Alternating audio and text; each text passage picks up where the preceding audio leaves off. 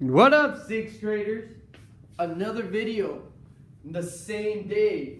Wow, Hernandez, I'm telling you, doing all the videos that I missed. Now, today's video is a topic that we covered a couple of days ago, which is the distributive property using the GCF, okay? Distributive property is an extremely important topic in mathematics, okay? In sixth grade, we just introduce it to you in terms of, you're gonna find out that we're gonna be able to use the distributive property to represent, it's another way to represent adding numbers, another way you could add numbers using the distributive property. But when you go on to 7th and 8th grade, as well as in high school and in college, you're gonna be solving something called an equation or multi-step equations that involve distributive property. So that's the reason why we're introducing it here in 6th grade, so you could get a feel for it, because later on, you're gonna need it. Okay, so we have this problem right here, 12 plus 18. And I'm gonna ask you, represent the summation of 12 and 18. The word summation means sum, which is addition, which is what we have, using the distributive property, okay?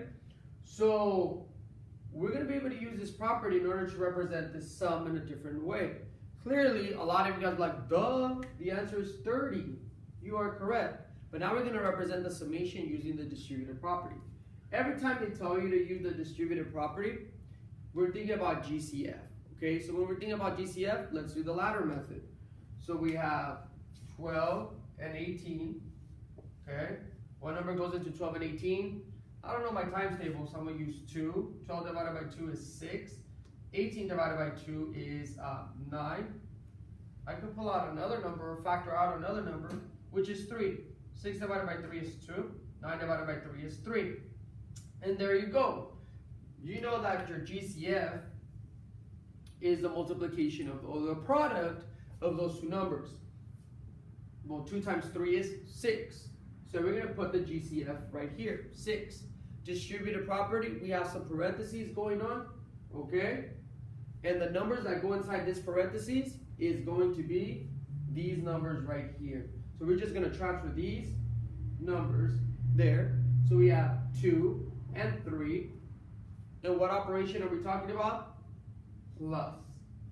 This is how you represent the summation of two whole numbers using the distributive property. Now, what exactly is the distributive property? So again, once you go into 7th grade math, 8th grade math, you're going to find out that we're going to use some variables, which are letters that represent a number, okay? In this case, we're just using regular whole numbers. So let me give you what's the distributive property.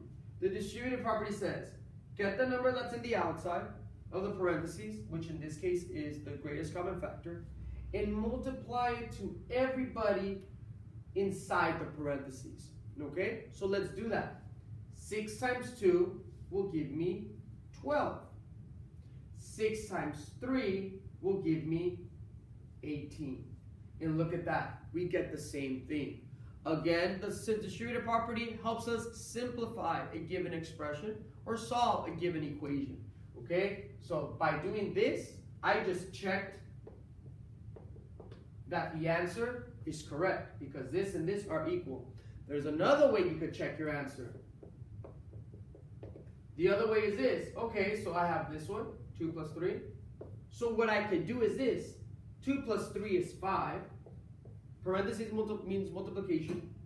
6 times 5 is 30. And look, if I add 12 plus 18, that also gives me 30. That means that this expression with the distributive property is true because they equal to the same amount. So that's how you represent the summation of these two numbers, these two whole numbers, using the distributive property. Let's do a couple more. So every time you think about distributive property, you should always think, oh, GCF, greatest common factor. Okay, next one is 48 plus 36.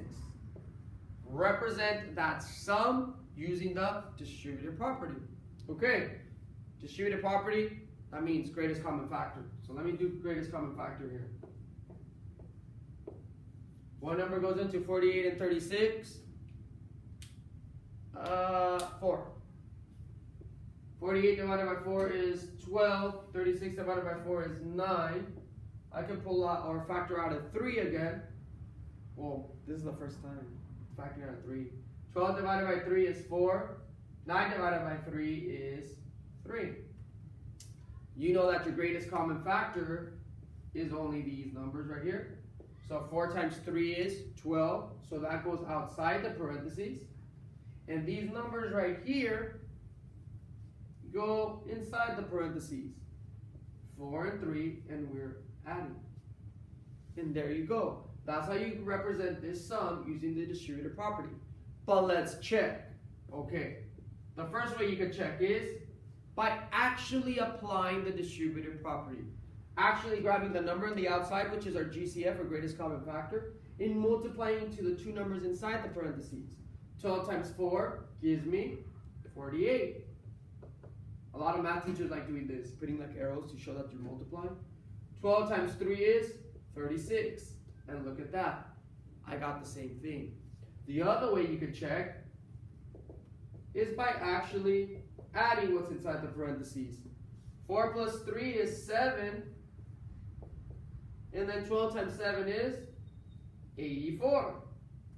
Well, if I add 48 and 36, the regular old way,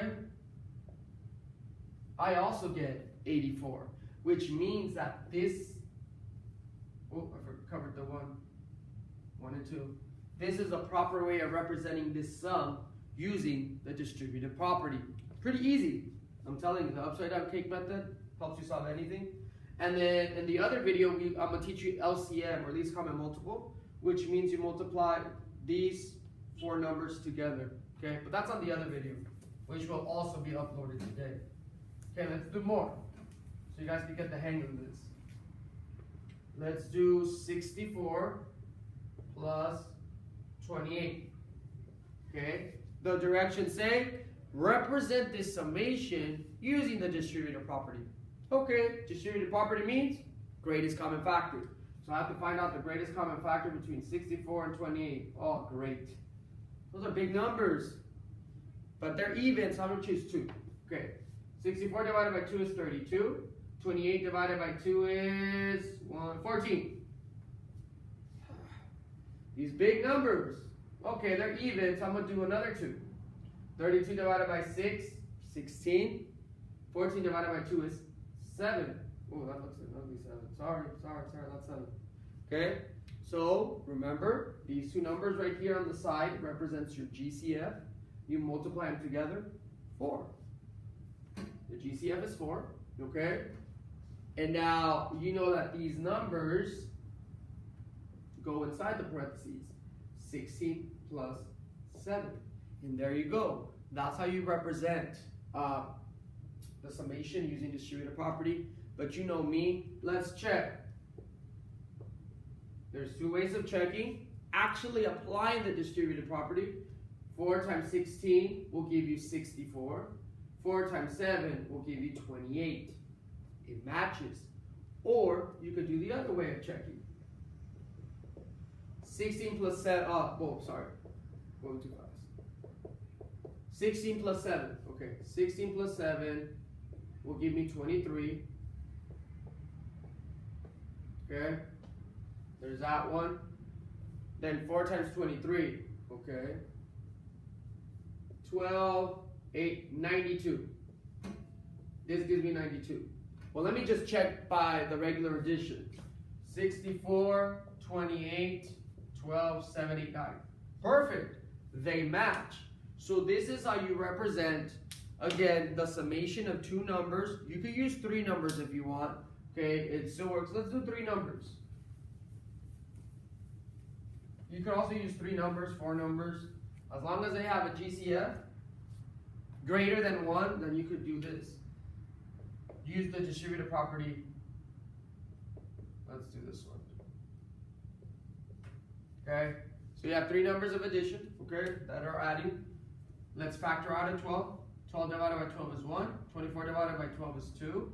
36 divided by 12 is 3. Okay, perfect.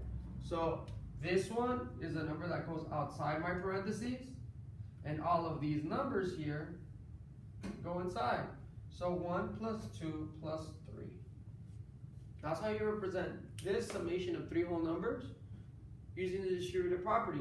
Obviously, you could check 12 times 1 is 12, 12 times 2 is 24, 12 times 3 is 36, or you could do it the other way, where you add these numbers up. 3 plus 2 is 5, 5 plus 1 is 6,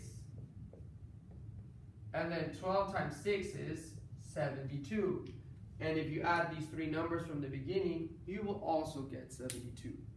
Again, this is the way you represent the addition of two or more whole numbers using the distributive property. First, you find the greatest common factor, and whatever is left over at the bottom of the cake, those are your numbers that go inside your parentheses. And the way you check is by applying the distributive property, grabbing the GCF and multiplying to all the numbers inside the parentheses. Or another way you could check is add the numbers in the parentheses first. I'm following the orders of operation there, and then multiply by the GCF, and it should give you the answer. Now, you should always get these problems right, because you could do the simple addition, and if this matches with that, that means you're good. That means your distributive property, the representation of the distributive property, is correct.